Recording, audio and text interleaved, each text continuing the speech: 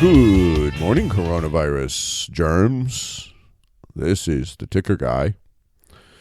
Well, let's go ahead and give you another dose of real, and we'll see if we can manage to disinfect a little more stupid today. I doubt it. Wall Street Journal op-ed this morning was actually up yesterday, it looks like, from the date. Points out Sweden and the fact that lockdowns from a data analytic perspective save 0 lives. None. They're completely ineffective. Duh. It took them until yesterday to put this on paper. And they point out Sweden, which everybody is slamming. Oh my God, you didn't shut down. Norway, Denmark, and Finland, they have a higher death rate. Well, they do. 50% of them have come from nursing homes. Big shock, right? Isn't that happening like everywhere? Yeah. But they also, interestingly enough, Sweden is in the middle of the pack. They're comparable to France. They're better than Italy, Spain, and the UK. All four of which, actually, I remind you, did lock down. But wait, Sweden didn't lock down. Sweden, in fact, left the schools open. Why? Because the bug doesn't kill kids. And they took basically the position that we ought to try to protect the high-risk people. Now, they're not doing such a great job of it. And one of the problems that they have is the same basic problem we have, which is that care homes are terrible places. They have not managed to do anything substantial about that problem. They have a lot of illegal invaders that they have welcomed in from third world nations, as I like to call it. And those people have not a hint of white man sanitation good inculcation in their bodies. And they're getting the same result we're getting in the care homes. About half of their deaths have come out of nursing homes, like ours. And like a whole lot of other people's, Italy's and everybody else's. We knew this when Kirkland happened. We knew this was a particular problem at that point. And rather than actually solve it, we played political games. So we, the American people and American politicians, killed those people in the nursing homes. Now, before you go screaming at the top of your lungs that those people are absolute monsters and murderers, everything else, realize that on average, we robbed each of those people in that nursing home of somewhat less than 6 months of their life. 6 months is not an insignificant amount of time. But it is not the same thing as robbing somebody of 40 years or something along those lines. And you have to calibrate public health as well as public cost measures in that manner. You don't have to like it, but you have to do it. Oh, that's racist. No, it's not. It's truth. Pardon me, my coffee is getting cold again. It's a bad thing. So the reality of it is that this virus is especially deadly for people with a series of conditions, which we've known since the beginning as well. But we also knew that all of the screaming about this being a smallpox kind of situation that was going to destroy our medical system and then kill millions of Americans was a lie. And the premise of this was that nobody had any sort of cross immunity of any kind. And therefore, this disease was going to go tearing through the population, killing everybody it touched. And we knew that was bull immediately. And the reason we knew it was bull was because we had evidence. We had Diamond Princess. Nobody wants to talk about Diamond Princess. But we should be talking about Diamond Princess. In fact, we should be shoving the Diamond Princess up the butts of the politicians.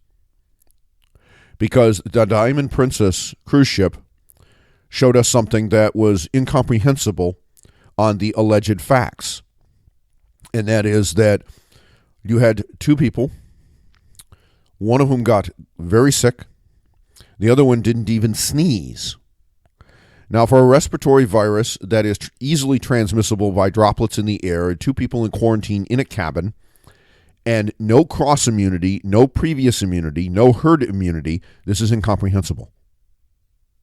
Remember, this bug has an R naught of somewhere between 3 and 5, depending on who you believe. I happen to think it's closer to the low end of that on a regular basis. But again, as I have argued since this began, R0, and this is true of almost all bugs, folks. This isn't unique to coronavirus. R0 is almost never a fixed figure. All right, so when you see an R0 number, it's not, it's 3. Okay, that's one number, and it's worthless as a single number. Why? Because R0 is actually a composite in essentially every case. So that means that there are multiple components to it based upon the different vectors of transmission. And yet we never, ever, ever want to go there, because as soon as you do that, as soon as you start talking about vectors, then you're talking about actual public health measures that will make a difference.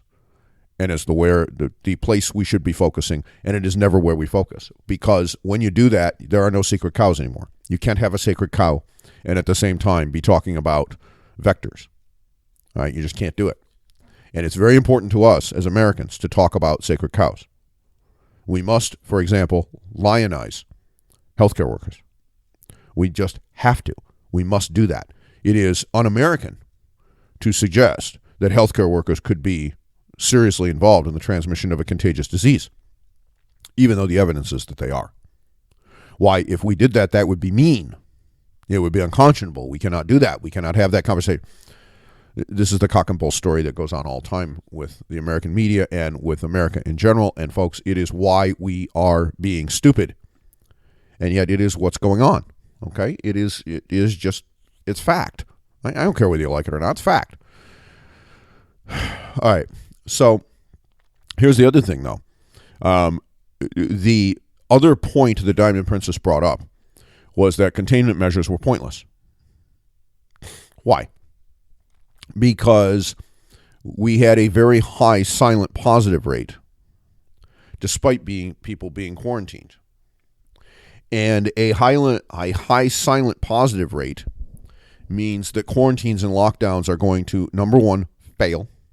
Okay, unless you physically prevent people from leaving their homes, and somehow you get them all of their supplies by people who are known seroconverted and therefore can't be a transmission vector. All right, so if you could actually design a perfect quarantine that would actually work, like you have in a biolab, all right, you can come up with such a model. But it's not executable outside of a laboratory. For example, you tell me that I must quarantine in my own house. Okay, that's fine. You find that I'm infected. I'm actually infected, and therefore I must quarantine in my own house until I have 2 negative sero tests for the actual live virus on 24-hour intervals. All right, this is, okay, that you can epidemiologically support that. However, you then may not allow anyone into or out of my home. And the only way that you can prevent me from transmitting the virus to someone else for a highly transmissible respiratory virus is that when you do that, when you put that in place, okay, then what you have to do at that point is you have to say, okay, we're going to bring your groceries from somebody who is known seroconverted. In other words, you can't give it to them by some interaction, okay? And we're going to place them at the, outside your front door in the sunlight. And then that person's going to get in their car and drive away. And then you come out and you get them and bring them inside. And you must make sure that whatever I discard, okay, for example, my rubbish, cannot be touched by or otherwise interacted with or otherwise transmit the virus to anybody else who is not seroconverted. Anybody that's seroconverted is safe, but under no other circumstances may someone come in contact with anything else that I've had or that could potentially contain the virus. Now, in the case of where I've got a septic or a sewer system, my crap, which has virus in it, is safe because it's contained within the system and then gets destroyed. But my rubbish is potentially not. Okay, so you have to deal with that. Now, if you have a mechanical truck that comes and dumps my bin or whatever, okay, you can probably deal with that in a reasonably safe fashion. Landfills are mostly mechanized. There's ways to solve that problem. But if you allow me or anyone in my home to leave the house and go to the grocery store, you've broken the quarantine, and the bug will get out. Now, if the bug is relatively difficult to transmit, then this may be an effective means to slow things down. But if it's easy to transmit, it fails every single time. And the important point here, folks, is that we know these measures were ineffective. We're not speculating anymore. When this started, I said this isn't going to work, number one. Number two, the premise under which we're doing it is false. And we had data at the time of Diamond Princess that said that that was false. And the reason we had data is, again, we had multiple instances where we had two people in a cabin, one of them who got deathly ill and the other one didn't even sneeze. Now, that's impossible for a highly transmissible respiratory virus where there is no pre-existing immunity. In other words, no one had it before they got on the boat and therefore had immunity. And there's no cross immunity. In other words, I don't get any immune benefit from having had some other coronavirus, a cold, for example, during that winter.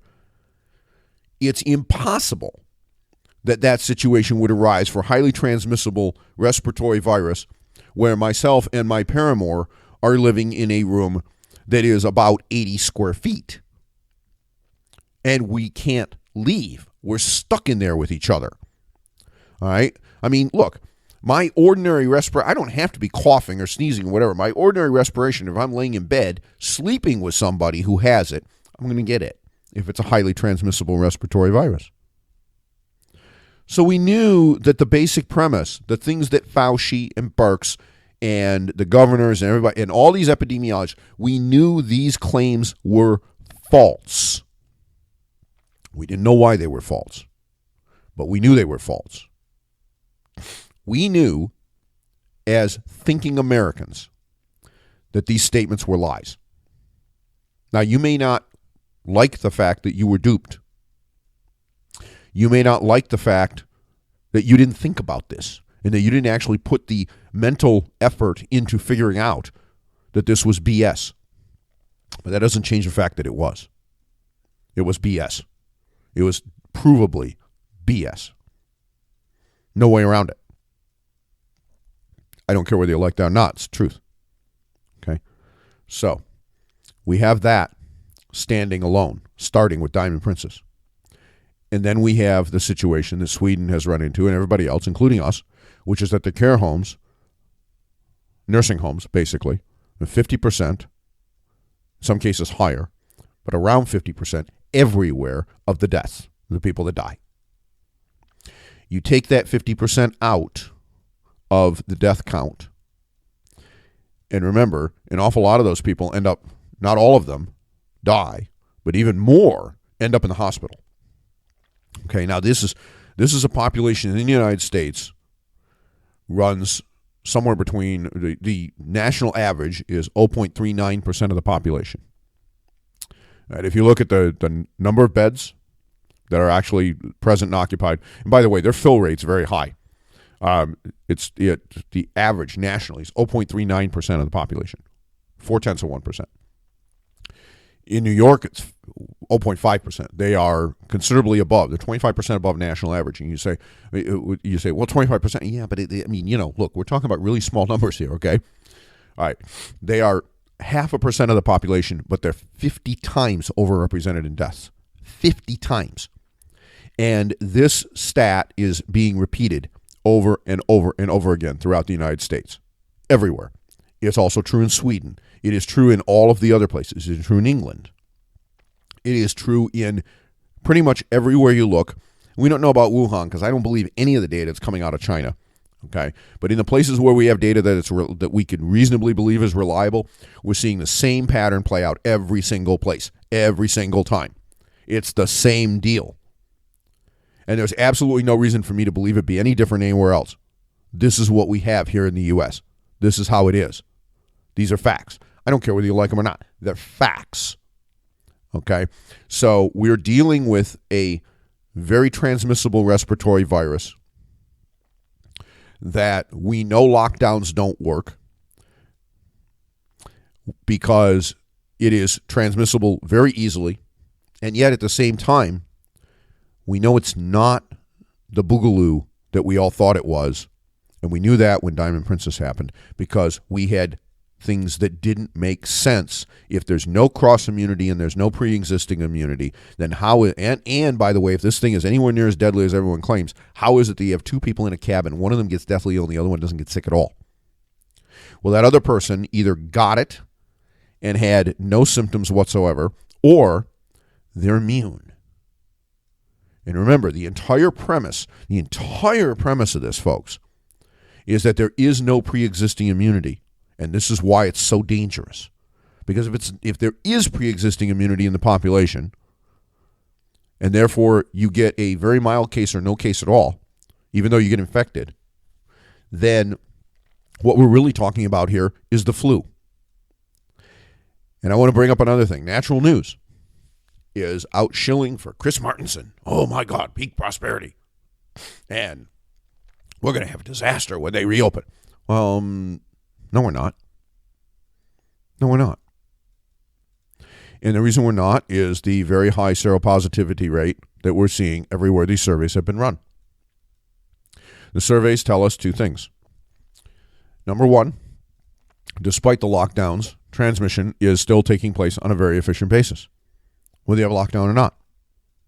Otherwise, how are all these positives happening? How is it possible that 5%, 10%, 15%, 20%, 25%? How is it that that sort of percentage of the population, folks, we are not talking, look, 20%, 15 or 20% of the population of New York, that is not a small number of people, folks. How is it that all of those people got infected by a virus with an exponential curve during a lockdown? And the answer is the lockdown's worthless. That's just fact. Okay? The only other possibility is that the lockdown stopped new infections and everybody was infected ahead of time, which means you did it too late because you couldn't detect it in time. The silent infection rate is so high that you were actually into the suppression part of herd immunity, and you were already there when you did the lockdowns, which again means the lockdown was worthless. No matter how you slice this, the same conclusion comes up to the top. All right. The second thing is, since we haven't managed to stop the transmission and the deaths in the care homes, what we're doing is having no impact on the transmission in those environments, and that's because it can't. The only way you can do that is to treat those as true quarantines, as true sanitariums. All right, which means you lock in the care homes, you pay the people whatever it takes to get them to consent to this, as the people who work there, and they live there until this thing's over. But that's not a long-term solution, is it? Well, it is and it's not. Okay? How do you solve this problem? Well, the way you solve this problem is that you have people who have not seroconverted. All right? They are locked into the property, cannot leave. But as time goes on, other healthcare workers who are able to take their place, able to take those jobs, are going to seroconvert.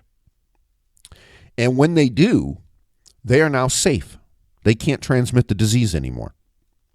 And therefore, eventually, you're able to unlock the workers by rotation. And you say, well, wait a minute, that means firing people. Well, no, you could choose to continue to live in the travel trailer in the parking lot forever if you want. But what you can't do is be coming and going without having seroconverted. Period. You can't. Now, is that a long-term sustainable answer? No, it's not. I got bad news for you. And there isn't a long-term sustainable answer for people in those environments. I wish there was. We ought to have the debate about that, and we ought to have people that are in those facilities make cogent, deliberate choices. We can only protect you from the unknown. We cannot protect you from the known by playing Bubble Boy forever.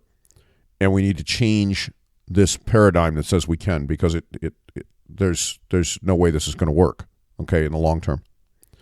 But in the short term, until we can develop a sanitarium type of model for those people who wish to stay isolated and allow the people who are willing to take the risk. And remember, folks, there are people who are older. We knew this with Diamond Princess, that have comorbidities. They get the bug and nothing bad happens. Okay? As I said, I have a very, very close friend of mine whose grandfather was killed by this thing. His grandmother, who lived in the same house, of course, they were married, she didn't even get the sniffles. And she's just as old. She's in her 90s and has the same sort of comorbidities he had. She popped positive, so she was infected, but she didn't get sick. So just because you have these comorbidities doesn't mean this thing's necessarily going to get you. And people have the right to choose. Some people will choose that they would rather have the care and comfort of their friends and their family. Virus be damned. And they have the right to make that decision. These are human beings here, folks. All right? Human beings have a right to choose. And you say, well, you're putting other people at risk. No, you choose what level of risk you're willing to accept. All right? But again, what Natural News and Martinson are trying to claim is, oh, no, you're confusing CFR and IFR.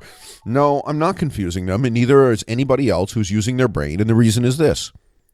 When it comes to the seasonal flu, everybody who gets the actual flu gets the flu. You get sick. And so therefore, people say, well, you're confusing these things, infection fatality rate versus case fatality rate. But the case fatality rate for the flu is much lower than the infection. No, actually, it's not. If you look at the way that they do the data and the way they do their surveillance, there is a factor in there for people who don't go to the doctor. So the surveillance systems put the prevalence of people who both, and again, folks, it's easy to count bodies. It's hard to count cases when you have people who don't get sick enough to go to the doc. Okay? And yet, the estimates for people who actually get the seasonal flu include those people who never go to the physician because they don't get sick enough. They just tough it out at home. This bug is different in that of those people who are infected by it, a very large percentage never show any symptoms at all. They never get sick, period. And as a result, and again, these are people who show positive on an antibody test. So we know that they had the bug. And yet, they were never symptomatic. And this tells us a number of things. One is that you cannot say to those people, oh, there's going to be a disaster when you unlock the economy. Well, maybe there is and maybe there's not. The point being, it doesn't matter. Because the lockdowns aren't stopping the transmission. We know this. The restrictions, the social distancing, the mask wearing, the other things, they're not stopping the transmission. The reality is, we're all going to get this thing. I don't care whether you like it or not.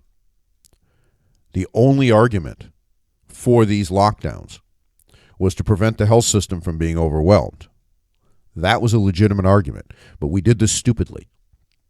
What we should have done, and what we still can do if there is a problem in the future, is set up a sanitarium model where everybody who is positive for this bug, that's where they go for health care.